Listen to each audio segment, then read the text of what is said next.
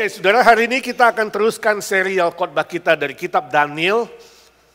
Dan hari ini memasuki Daniel pasal ke-6 ayat 10 sampai 18, terjemahan lain ayat 11 sampai 19, tapi kita membaca bersama-sama. Mungkin Alkitab Indonesia yang saudara punya ayat 10 sampai 18.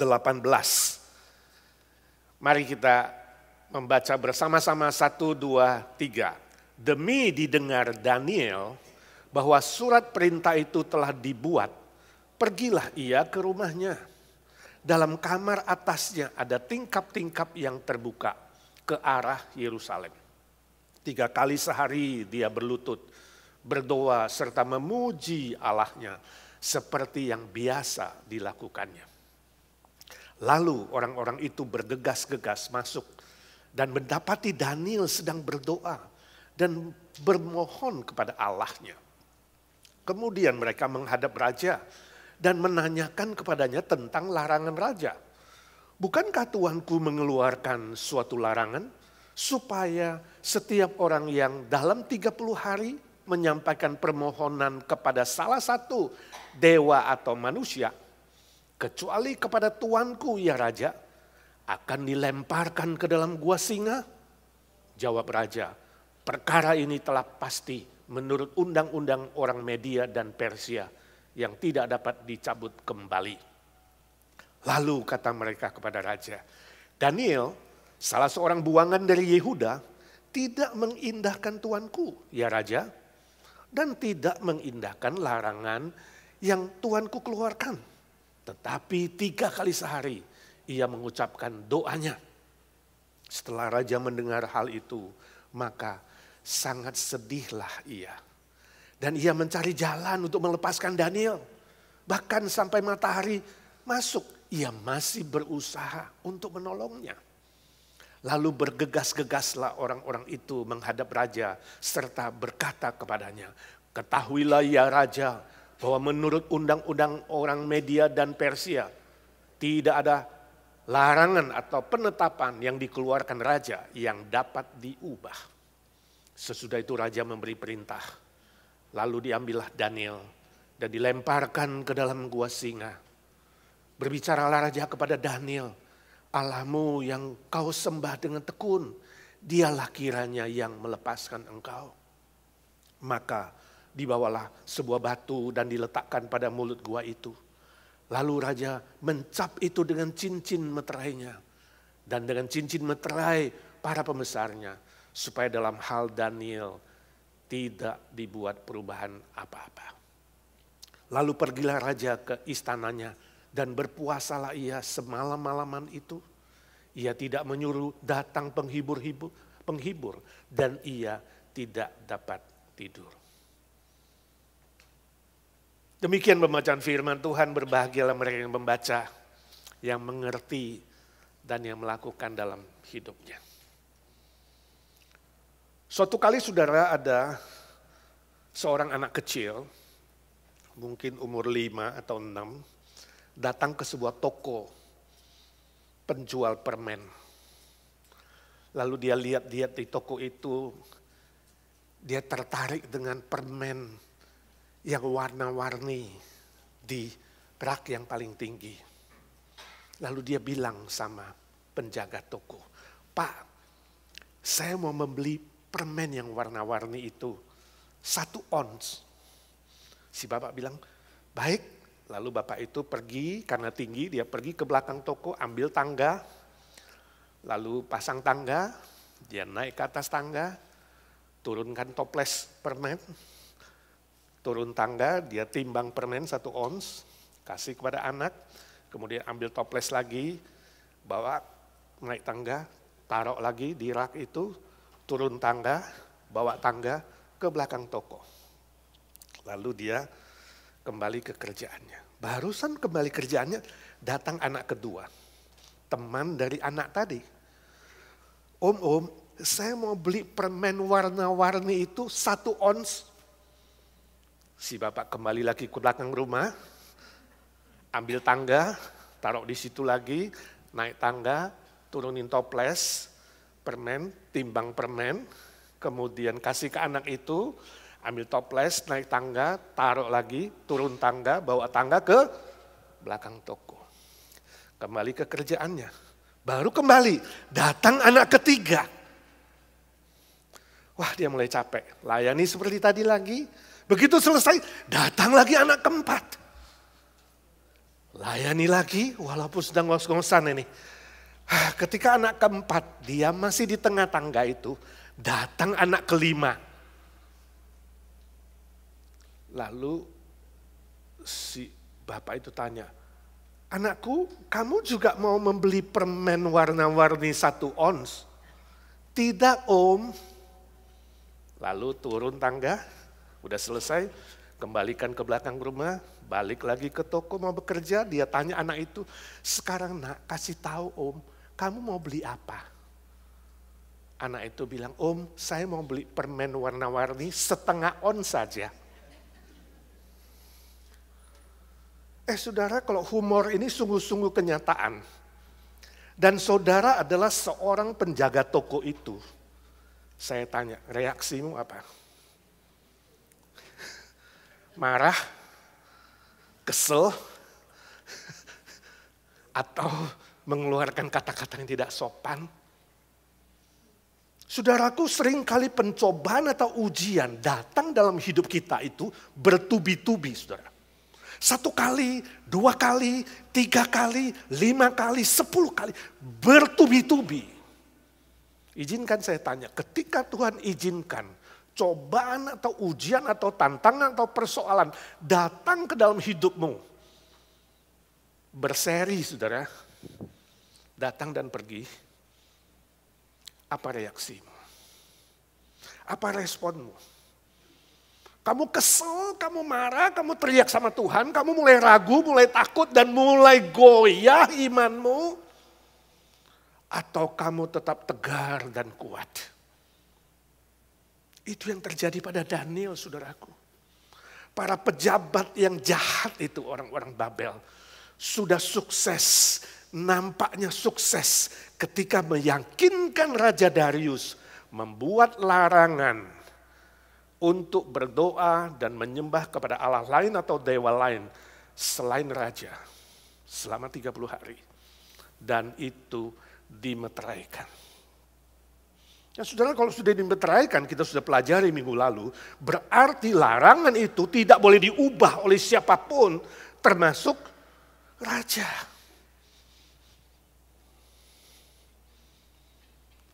Dan hari ini kita akan belajar keputusan yang sangat-sangat membahayakan Daniel.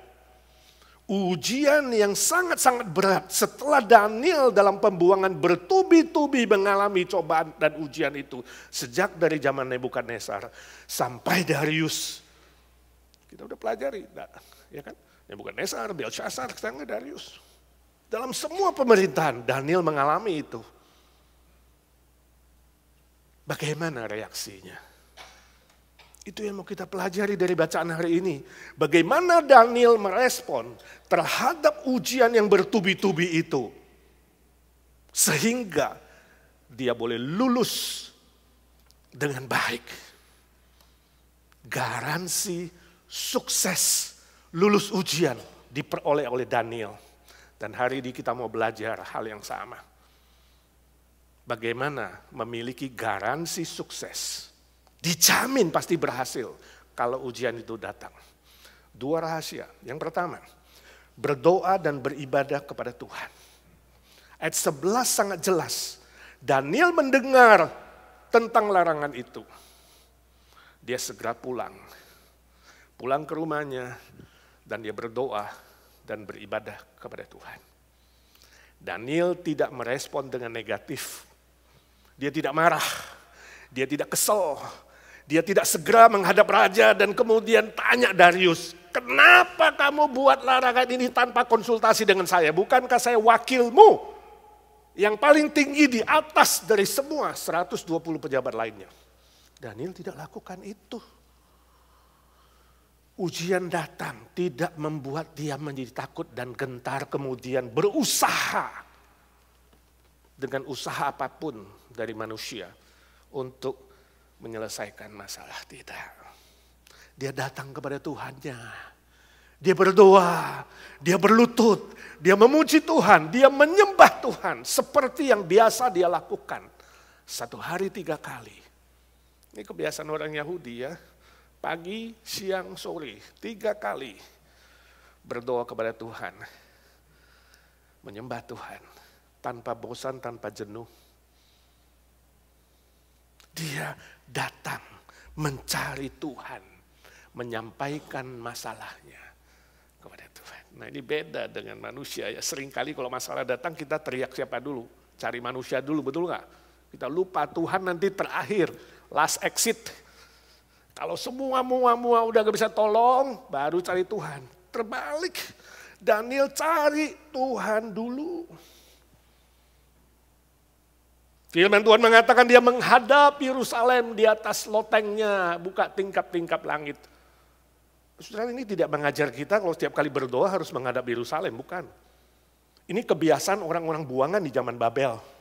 Karena mereka rindu dan berharap satu hari akan balik lagi ke Yerusalem, di mana ada bait suci yang dibangun Salomo itu nanti akan dibangun kembali. Itu menjadi basic, menjadi dasar kenapa mereka berdoa menghadap Yerusalem. Seperti yang dilakukan juga Raja Daud. Setelah Tuhan Yesus ada di bumi ini, dia inkarnasi, dia mengumumkan supaya semua orang percaya beribadah kepada Tuhan di dalam roh dan kebenaran. Yohanes pasal 4. Artinya apa? Setelah Yesus juru selamat menggenapkan kehadirannya di bumi ini, kita tidak perlu lagi berdoa menghadap manapun. Berdoa dan menyembah Tuhan di dalam roh dan kebenaran artinya tidak dibatasi tempat. Gak dibatasi lokasi. Di mana saja boleh berdoa dan menyembah Tuhan. Tidak terbatas waktu, gak usah juga aku mau ikut-ikut Daniel lah sehari 3 kali. Atau sehari 7 kali. Atau sehari 1 kali. Enggak. Gak dibatasi waktu dan tempat. Di mana saja boleh kita berdoa kepada Tuhan. Dan ingat apa yang dilakukan oleh Daniel, ada sebuah istilah di situ yang biasa dilakukan Daniel. Jadi Daniel gak tunggu masalah datang baru berdoa dan menyembah Tuhan. Tidak. Sebelum-belumnya dia lakukan gak? Dia lakukan. Yang biasa dia lakukan. Artinya apa? Daniel disiplin. Dia teratur berdoa kepada Tuhan dan menyembah Tuhan. Gak usah tunggu ada masalah baru doanya lebih tekun. Manusia biasanya tunggu masalah baru tekun, betul gak? Kalau gak keselek, gak sakit, makan pun kadang lupa doa, betul? Tapi begitu udah keselek, udah sakit, wah sehari 3 kali sampai 5 kali. Jangan begitu saudara. Ya. Tapi membiasakan diri, berdoa, menyerahkan hidup kepada Tuhan. Nah sebenarnya Daniel kalau kita bicara manusia, bicara secara manusiawi, Daniel bisa menghindar gak dari perbuatan jahat dan licik dari para pejabat itu? Bisa. Ya. Dia berdoa aja di tempat yang tersembunyi. Gak dilihat, kenapa harus buka jendela dan kelihatan. Seperti yang dia lakukan. Dia bisa aja, oh larangan 1 bulan. Berarti 1 bulan ini 30 hari aku bisa berdoa di bawah tanah misalnya. Ada ruang bawah tanah, basement misalnya. Atau bersembunyi, tutup kamar gak kelihatan sama orang lain. Bisa. Ya kan? Dia bisa saja melakukan itu. Atau dia berhenti berdoa dulu 1 bulan. Cuti dulu. Ya kan? Saudara ada yang cuti gak? Doa dan baca renungan pagi. Atau Daniel bisa saja juga apa? Ya, liburan. Kan dia pejabat. Ya, boleh aja liburan dia dulu, jalan-jalan ke Indonesia 1 bulan. Nggak ketemu orang-orang Babel. Saudara saya ingin bilang, secara manusiawi, Daniel bisa saja memikirkan cara untuk terlepas dari 30 hari itu. Tapi Daniel tidak melakukannya. Sebab dia tahu Tuhannya lebih besar, lebih hebat dari semua persoalan, termasuk ancaman kematian. Izinkan saya tanya saudara, ketika masalah datang, ujian dan cobaan datang ke dalam hidupmu, pertama kali saudara cari siapa? Apa reaksi saudara? Itu yang kita belajar dari Daniel. Daniel mengajar kita, mari disiplin berdoa. Mari menyembah Tuhan dengan disiplin. Jangan tertarik kepada godaan-godaan yang bersifat manusiawi. Yang mengandalkan pengalaman, yang mengandalkan apapun usaha dan tawaran dari orang-orang dunia. Tapi tetap setia kepada Tuhan. Suatu kali ada seorang ibu-ibu, dia tanya kepada temannya, juga ibu. Ya, katakanlah ibu A tanya kepada ibu B ini suka berdoa.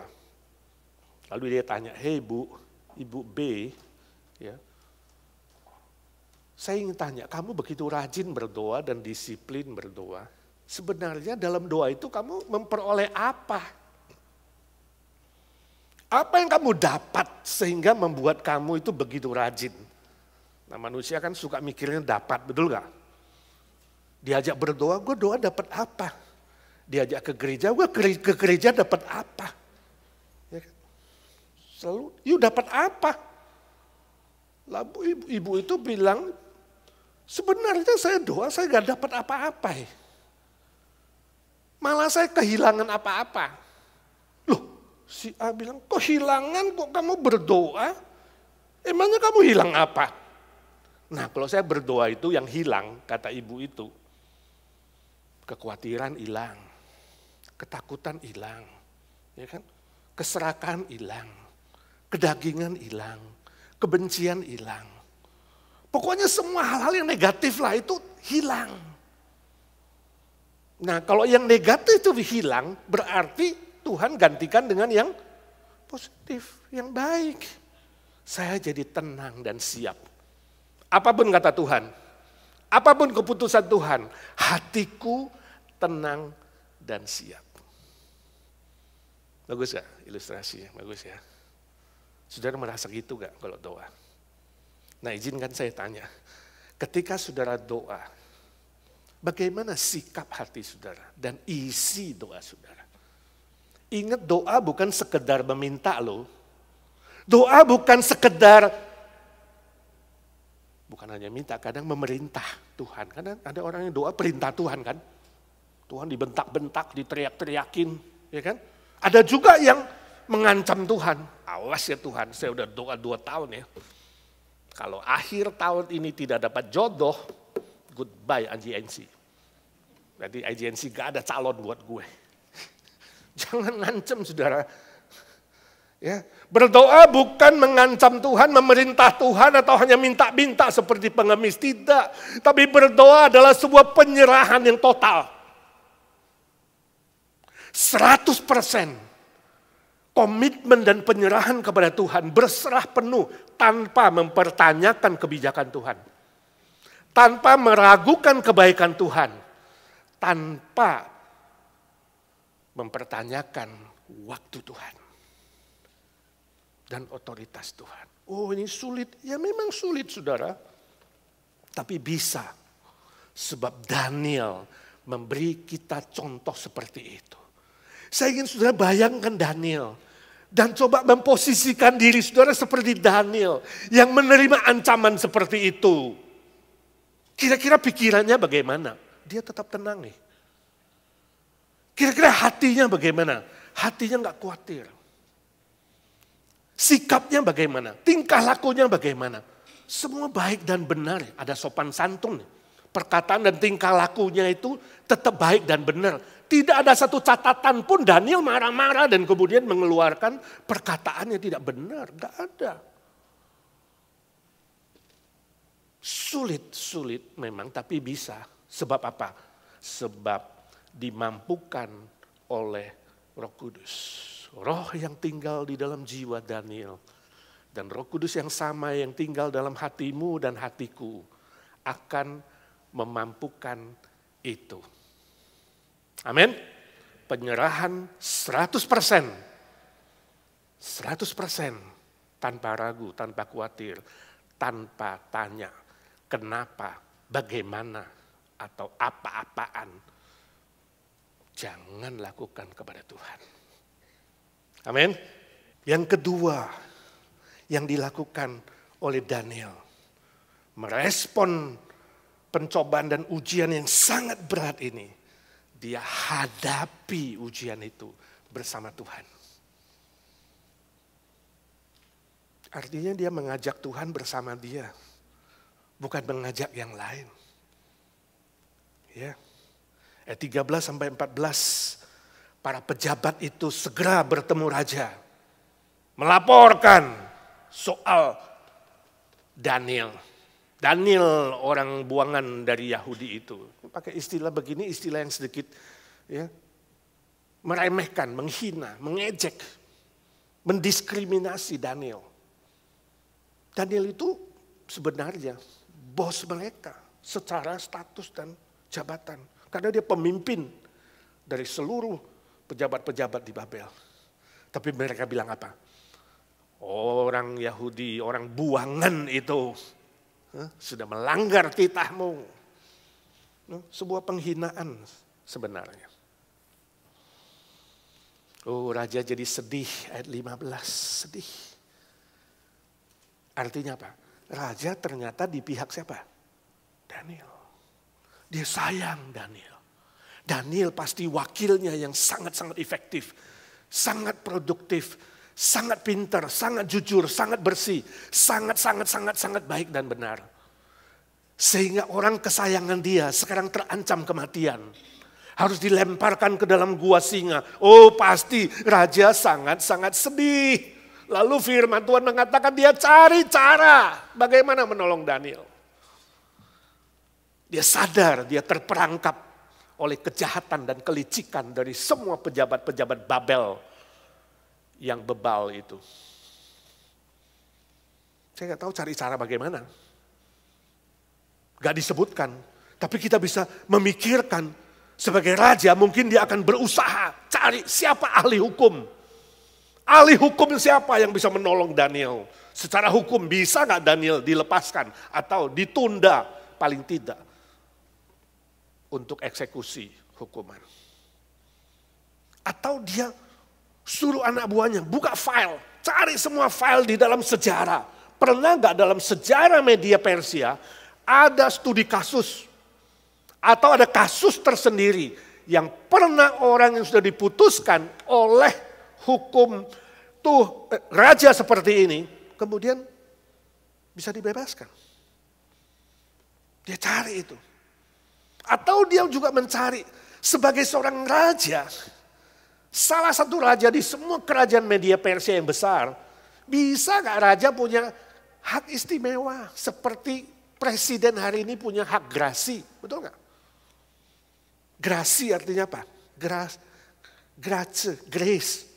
Apakah raja punya hak istimewa kasih grace, anugerah kepada Daniel sehingga dia boleh bebas? Oh, Darius mencari segala macam cara dan cara-cara lain. Tapi firman Tuhan mengatakan sampai matahari terbenam. Dia masih berusaha tapi gagal. Semakin sedih hatinya. Para pejabat yang licik itu sudah tahu. Dan tiba sore hari dia datang mengatakan, Raja, istilah bergegas-gegas berarti bersepakat. Laksanakan larangan itu. Oh, mereka dengan kasar, mendesak.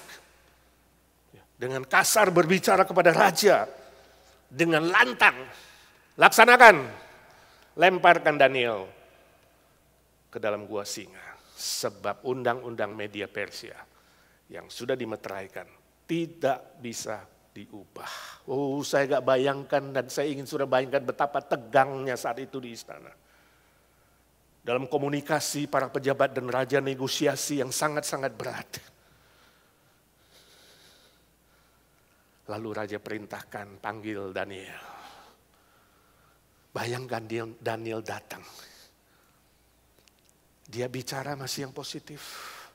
Saya bisa imajinasi bagaimana Daniel menghadap raja. Wajahnya tidak pucat. Matanya tetap bersinar. Senyum masih ada di bibirnya. Seperti biasa dia menghadapi raja dengan tenang. Dia menghibur Darius sang raja. Di tengah-tengah ancaman kematian, dia menghibur Darius. Jangan khawatir rajaku. Tuhan Allahku yang maha tinggi, dia sanggup menolong aku. Kalau Tuhan mau lakukan mujizat, dia bisa lakukan mujizat seperti zaman Sadrak, Mesak, dan Abednego. Tapi kalau Tuhan pun tidak lakukan mujizat, jangan khawatir raja. Aku siap dan tenang menghadapi bersama Tuhanku. Itu sebabnya raja bereaksi kemudian. Oh Daniel, kiranya Allah yang kau sembah itu. Kiranya Allah yang maha tinggi yang kau sembah itu menolong kamu. Daniel mengatakan, oke. Daniel dilemparkan ke dalam gua singa. Raja sedih. Raja susah, dia belasungkawa. Karena hatinya masih ragu. Pikirannya masih takut. Daniel kesayanganku. Bagaimana kalau dia dilahap oleh singa-singa yang lapar. Dia gak bisa makan. Ini bukan doa puasa. Di sini disebutkan berpuasalah dia. Bukan berpuasa karena dia doa puasa. Dia gak bisa makan, gak ada nafsu. Dia sedih, dia stres, dia depresi, dia gak mau dihibur. Siapapun dia gak mau, dia mau sendirian. Ini Darius. Dia menyesal. Menyesal kenapa saya bodoh, kenapa saya ceroboh, kenapa saya lakukan. Surat larangan ini saya tulis menurut para pejabat yang jahat itu. Dia menyesali keputusan dan kebodohannya. Saudaraku, apa yang dilakukan oleh Darius dengan ceroboh, dengan bodoh, salah langkah, blunder, jangan ditiru. Sebelum kau membuat keputusan yang sangat-sangat penting, ingat, jangan kamu lalai, jangan kamu buru-buru. Pada saat kamu tidak bisa mengambil keputusan, belajar bertenang diri di hadapan Tuhan dan berdoa. Jangan mengambil keputusan yang buru-buru. Yang mengandalkan otakmu saja, tidak mengandalkan Tuhan, tidak melakukan bersama dengan Tuhan. Seringkali kelalaian, kecerobohan, dan kebodohan terjadi. Jangan ikut Darius. Tapi penyesalan dari Darius ketika berbuat kesalahan, dia sadar. Dia mohon, kalau boleh, Tuhannya Daniel yang maha tinggi itu bekerja dan menolong. Ini boleh ditiru, saudara. Kalau saudara sempat berbuat salah, berbuat lalai, berbuat ceroboh, berbuat bodoh dalam hidupmu, menyesallah, bertobatlah. Minta Tuhan mengampunimu. 1 Yohanes pasal 1 8 dan 9 firman Tuhan mengatakan, barang siapa yang mengaku dosanya, datang kepada Tuhan, maka Tuhan Allah adalah Allah yang setia dan adil, akan mengampuni kamu dan membersihkan kamu dan memulihkan kamu. Amin. Kalau berbuat salah, cepat-cepat berubah. 1, 2, 3. Kalau berbuat salah, cepat-cepat berubah. Ngomong sama Tuhan. Ini sangat-sangat penting. Sehingga Tuhan memulihkan kembali. Suatu hari saudara, ada seorang profesor di sebuah universitas. Dia disebut dengan profesor misterius. Karena dia agak aneh. Setiap masuk ke ruang kelas, dari kantong jasnya, dia keluarkan sebuah bola tenis. Dia jalan ke papan tulis, dia taruh bolnya, lalu dia ngajar. Habis ngajar, selesai, dia balik lagi, dia ambil bolanya, masukkan lagi kantongnya, dia keluar. Seolah-olah itu teman baiknya yang menemani dia mengajar. Nggak ada yang tahu kenapa dia lakukan itu. Misterius, aneh. Tiap hari datang masuk ke kelas, ambil bola tenis dari kantongnya, taruh di papan tulis. Lalu dia mengajar, selesai dia bawa pulang. Tiap hari. Nggak ada yang bisa tahu. Dia nggak pernah cerita, nggak ada yang berani tanya. Sampai suatu hari saudara, ketika waktu dia mengajar itu, ada seorang mahasiswa ketiduran. Bahkan ada ngorok juga karena begadang kali ya. Si profesor datang ke situ, ambil bolanya, dia deketin mahasiswa itu, tung, kepalanya, kaget mahasiswa itu, bangun. Dia ambil bolanya lagi, taruh di situ. Mengajar. Besoknya masuk ke kelas, sama, dia keluarin bolanya, dia taruh di situ, dan mulai hari itu tidak ada mahasiswa yang ngantuk sampai selesai semester.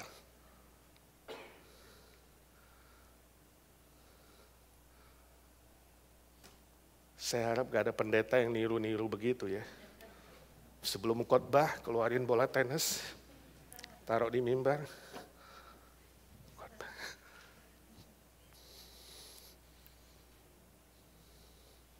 Ini sebuah ilustrasi saudara, tapi memberi kita pelajaran. Memberi kita pelajaran yang sangat penting. Ketika cobaan dan ujian datang dalam hidup saudara, jangan lengah, jangan lalai, jangan ketiduran, jangan kompromi dengan tawaran kiri dan kanan, jangan. Jangan melakukan kecerobohan dan kebodohan, jangan. Tapi berjaga-jaga, waspada, selalu sadar, selalu ingat firman Tuhan, selalu pegang firman Tuhan dengan teguh. Baru saudara akan digaransi pasti lulus ujian dengan baik, dengan baik. Saya yakin 100% Daniel hatinya siap dan tenang, berjalan dengan gagah, dibawa masuk ke dalam gua singa. Bukan dengan ketakutan, bukan teriak-teriak minta ampun, minta tolong. No, Daniel dengan gagah masuk ke dalam gua singa sebab dia masuk bersama Tuhannya. Dia menghadapi ujian bersama dengan Tuhannya. Dia membawa Tuhan bersama dengan dia. Dan mungkin sekali dia bernyanyi seperti Daud yang mengajar nyanyi, hanya padamu Tuhan, dekat pada Tuhan hatiku tenang.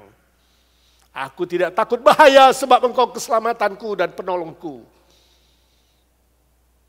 Saya tidak tahu apakah dia nyanyikan terang-terangan, tapi sikap hati, iman dia, keyakinan dia, itu membuat Darius memuji Tuhannya Daniel. Beriman dan berharap bahwa Daniel pun akan dilepaskan. Saudara melihat, ini iman yang sejati. Iman yang sejati tidak ada hubungannya dengan sakit penyakit, saudara. Saudara sakit seberat apapun tetap bisa beriman. Iman yang sejati tidak ada hubungannya dengan fisik. Kedagingan, gak ada hubungannya dengan kelemahan tubuh. Orang yang lemah tubuh tetap bisa beriman dengan teguh. Iman yang sejati tidak ada hubungannya dengan keuangan atau finansial. Walaupun miskin, tetap bisa beriman dengan sejati. Bandingkan dengan orang-orang miskin di India, di Afrika. Yang miskin tetap bisa bersukacita, memuji Tuhan, menyembah Tuhan. Dibanding dengan orang-orang yang hidup di kota besar, yang hanya karena inflasi kemudian menangis merengek-rengek. Gak ada hubungannya.